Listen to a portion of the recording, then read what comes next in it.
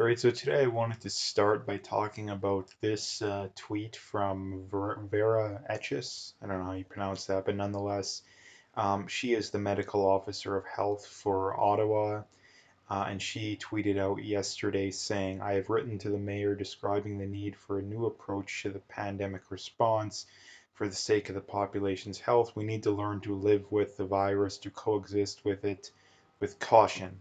Now, again, I mean, you could take this many ways. You could take this as her saying we should completely get rid of all restrictions. You could say that, we need to draw back our response a little bit, but nonetheless, I don't know exactly what she means by this. But the one good thing is that she's admitting by default by saying this kind of stuff that we have overreacted to this and we continue to overreact to it. So that is a good sign. Now, again, one of the things she points out here, saying, I realize my tweet is cause for concern. That was not my content.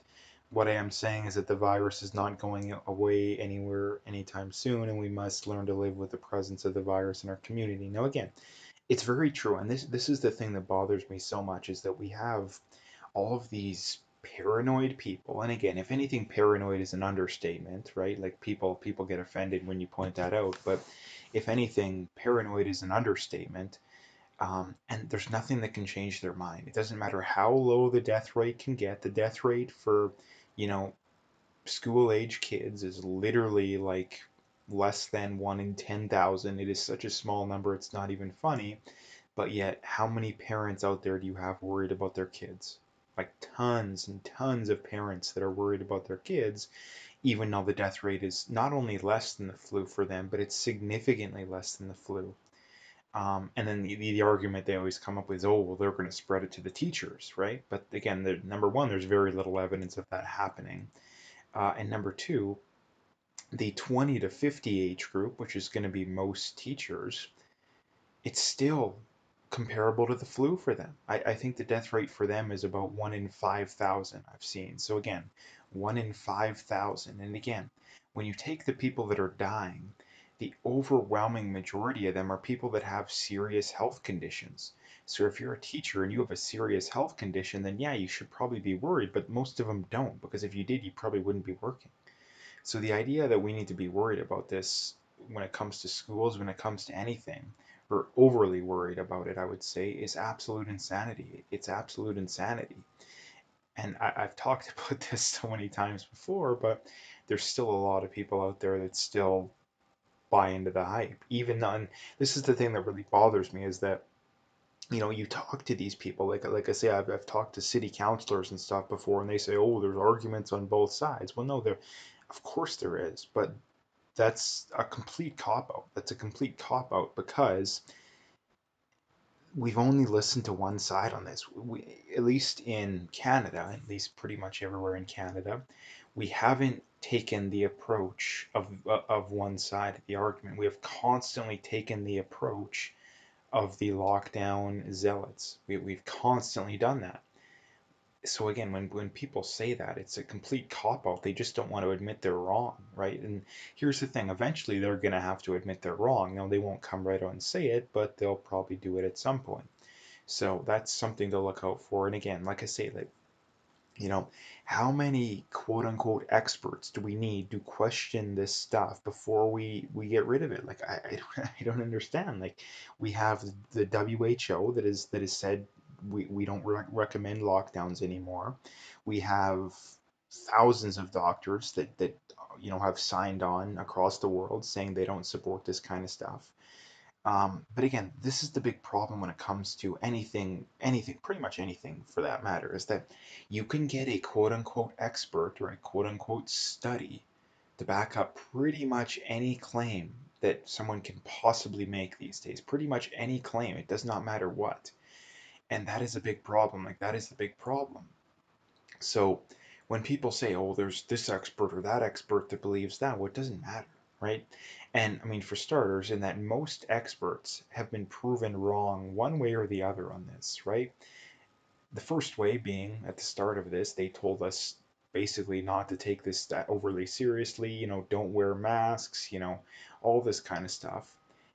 And then they've completely flip-flopped You know, the point being is that they ignored the evidence at the start of this, that we should have taken it more seriously at the start, and now they're ignoring the evidence that it's clearly not as bad as what we originally thought, and that we shouldn't be having these draconian lockdown measures and mask mandates and all that kind of stuff. Right? Like this is the argument that people constantly bring up for whenever you point out how all these quote unquote experts have been so wrong, is that they say, oh, well, it's hindsight's 2020. Well, no, that's a complete BS. That's a complete BS argument.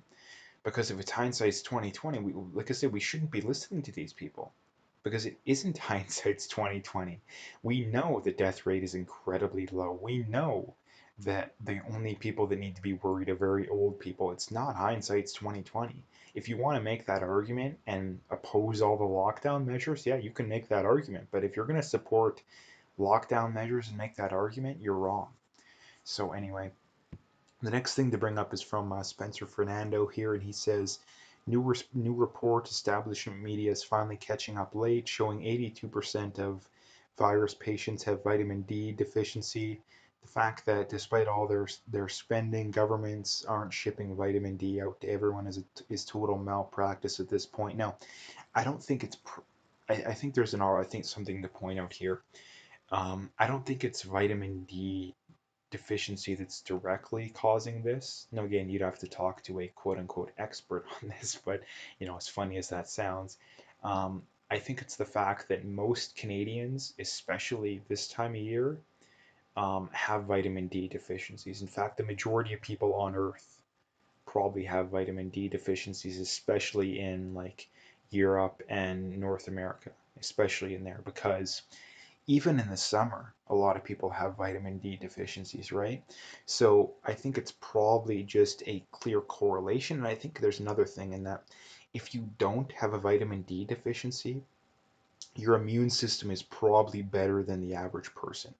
So I think it's just a strong correlation. I don't think it would be directly vitamin D deficiencies that's causing people to catch the virus or die of the virus. I don't think that would be the case, but I do think that it is something to take point of. And again, the fact that the mainstream media and the government isn't telling people about this just goes to show that they either are too ignorant to be trusted on the topic, or they have bad intentions. And I think I think they have bad intentions. I don't see how it's possible that they can be that stupid. Like I don't think it's possible they can be that stupid. So I believe that it is simply them just having bad intentions, and that the government wants to grab as much power as possible. The mainstream media wants to, all they're worried about is their ratings and brainwashing people. And again, if they just told people, oh yeah, if you just ate healthy, exercise, got your vitamins and minerals and all that kind of stuff in, the chances of you having to be worried goes down drastically. If they actually told people that, well, that's not as good as, ooh, we have 1,000 cases yesterday and one person died, right? All they're worried about is their ratings and keeping people paranoid and making money. That's pretty much all they care about. So anyway, that's an important thing to bring up. The next thing is from Paul Joseph Watson, and he says in Spain, wearing masks became everywhere, both indoors and outdoors, became mandatory in May. Now look at their case numbers. Now again, May would have been, kind of right at the start of the the bottoming out period, and then again, once you got into July, the cases started to tick back up, even late June, and then ever since then, the cases have been high. And this is the one thing that until the mask zealots can explain this massive contradiction in their worldview, I'm never going to concede the point that masks are doing anything for that matter, and more importantly, that masks should be mandatory. Because again, if you want to force people to wear masks indoors and outdoors, again, it is an extraordinary claims require extraordinary evidence scenario here. If you want to make these extraordinary claims, great, but give us some extraordinary evidence. And they haven't done any of that. They haven't done any of that, right? The best are number one, they have no studies, right? Like they have no actual clinical studies that they can point to. And if they did, they would have been able to point to it, because I've yet to see anyone give me any ideas. And number two, the other big argument they always hear is, oh well, Japan and South Korea wore masks and they fared pretty well. Well, there's a big contradiction with that in that Japan and South Korea were wearing masks at a point to when our quote unquote experts were telling us not to wear masks. So again, if you want to make that argument, fine, but you should also support firing Tam and Fauci and never listening to a word they say ever again. But they don't do that, right? They want to have it both ways, and that's why I constantly say that these people are just zealots because they don't actually care about the truth. They care about satisfying their worldview, and this is the problem that when it comes to humans is that humans care more about being right than actually doing right. Most humans will um, they will, like I say, they're more worried about being right than actually doing the right thing. They would rather suffer and still have it appear that they are right than not suffer and have to admit they're wrong, right? Most humans are like that. And that's a very unfortunate part. So anyway, the next thing and the last thing I wanted to bring up is from Dominic Toronto here. Now, again, this is in regards to the whole, you know, not having clean drinking water on the native reservations. And um, this guy points out here, Justin Trudeau pledged 1.4 billion of Canadian taxpayer dollars to fund abortions in Africa, while our indigenous communities have no clean drinking water, a disgrace and an abomination. Now, again, the first thing to point out here is that I don't know how they keep getting away with this. Like, at what point do the natives and do the people that claim to care so much about more racism and all this garbage, at what point do they stop supporting these people? At what point? Like, because they're just taking advantage of you. This is one of the massive problems I have with the left is that they think that they are entitled to the non-white vote. They think that they're entitled to it, right? And until people wake up and stop voting for these people and stop supporting them, they're going to keep doing the same thing. They're going to keep doing the same thing. And why is that? Because they don't have to do anything. They don't have to not only that, they can make, campaign promises and literally not do it over and over again. And I mean, here's the other thing too when it comes to foreign aid, and what I've pointed out a million times is that, you know, the idea of spending of giving taxpayer money to other countries, to people in other countries, when we have people in our own country suffering, is absolutely insane. And I don't know why that's a controversial issue. Why is that a controversial issue? It is beyond me. And here's the thing. It's overwhelmingly people on the left that support this kind of stuff, right? Like they're the ones that claim to care so much about the poor, but yet they're fine with billions of dollars of taxpayer money being given to foreign countries, most of it not actually doing a whole lot of good, right? It would be one thing if, 90% of that money was put to good use, but a lot of it is not. A lot of it is siphoned off by, dictators and corrupt governments to keep for themselves, and then maybe the locals get what's left over. But again, like the idea, I mean, until homelessness is down a lot, until unemployment is very low, until these issues of the drinking water, until stuff like that is figured out, not $1 should be taken out of Canada, not $1.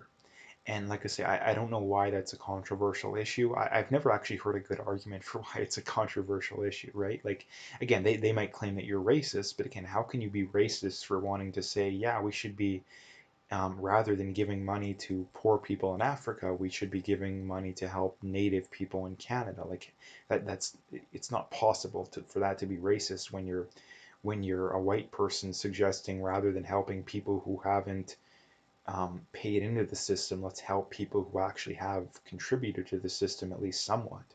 Right? It's absolute insanity. So anyway, if you liked the video, make sure you hit that like and subscribe. If you haven't already, make sure you follow me on Twitter, BitChute, Parler. All those links are in the description, so you can find them all there. If you'd like to support my work, there's links for that as well. So, like I say, make sure you hit that like and subscribe and check out those links.